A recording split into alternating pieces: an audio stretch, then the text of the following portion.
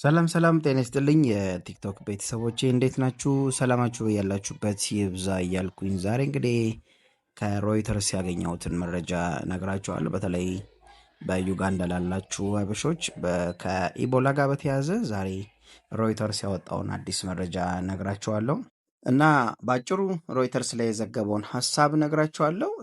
እንደዚህ ነው ዩጋንዳ እንደዚህ ነው የሚለው ኡጋንዳ የመጨረሻውን የኢቦላ ታማሚ አሰናበተች ይላል። ወይም ደግሞ ከቫይረሱ ነፃ ለመሆን የሚደረገው የ42 ቀናት ጥበቃ ብቻ ነው የተጀመረው፣ ወይም የ42 ቀናት ጥበቃ ነው የተጀመረው። ይሄ ማለት አሁን የመጨረሻውን የኢቦላ ታማሚ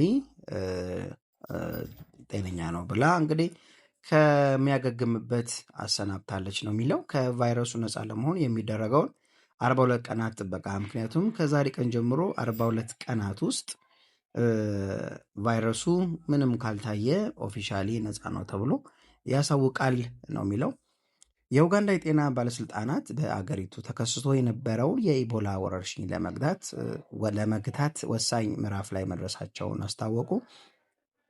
ዛሬ ሐምሌ 16 ቀን 2026 ዓ.ም በሕክምና ክትትል ላይ የነበረውን የመጨረሻውን የኢቦላ ታማሚ ከሆስፒታል በሰላም ማሰናበታቸውን ተከትሎ አገሪቱ ከቫይረሱ ሙሉ በሙሉ ነፃ መሆኗን ለማረጋገጥ የሚያስችለውን የ42 ቀናት የጥንቃቄ ጊዜ በይፋ ተጀምሯል ይላል። እንግዲህ አጭሩ መግለጫ ምንድን ነው? ባለፈው ግንቦት 15 ቀን 2026 ዓ.ም በዩጋንዳ በተቀሰቀሰው በዚህ ወረርሽኝ ወቅት በድምሩ 20 በቫይረሱ የተያዙ ሰዎች የተመዘገቡ ሲሆን ከነዚህም መካከል በሚያሳዝን ሁኔታ 2 ሰዎች ህይወታቸውን አልፈዋል።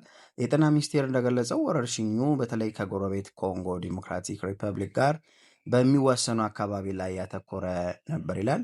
እንግዲህ ወደ ቀጣዩ ምዕራፍ ለመሸጋገር የዓለም የጤና ድርጅት WHO ደንብ መሰረት አንድ ሀገር ከኢቦላ ቫይረስ ነፃ ተብላ ለመታወጅ የመጨረሻውን ታማሚ ከሆስፒታል ከወጣበት ጊዜ ጀምሮ 42 ቀናት ወይም 2 ጊዜ የቫይረሱ የመታቀፊያ ጊዜ ማለት ነው 21 ቀን ማለፍ ይኖርባቸዋል ማለት ነው። በዚህ ወቅት እንግዲህ ምንም አይነት አዲስ የኢቦላ ተጠቂ ሪፖርት መደረግ የለበትም።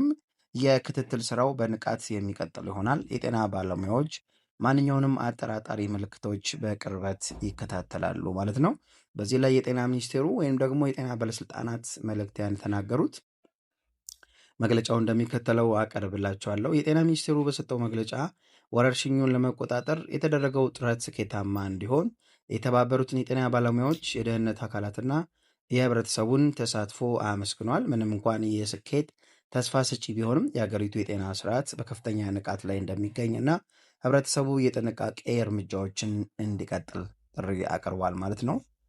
ዩጋንዳ ይህንን 42 ቀናት ፈተና በአሸናፊነት ካጠናቀቀች በይፋ ከኢቦላ ወረርሽኝ ነፃ እንደሆነች በዓለም አቀፍ ደረጃ ትታወቃለች ማለት ነው። ይህ ዘገባ የተዘጋጀው ሐምሌ 16 ቀን 2026 ዓ.ም ነው። ይህን መረጃ ያገኘውላችሁ ከሮይተርስ ከዘገበው ከዩጋንዳ ጤና ሚኒስቴር ከሰጠው መግለጫ ጋር ተንተርሶ የሰጠውን መግለጫ ነው የሰጠውን መረጃ ነው ያደረኩላችሁ።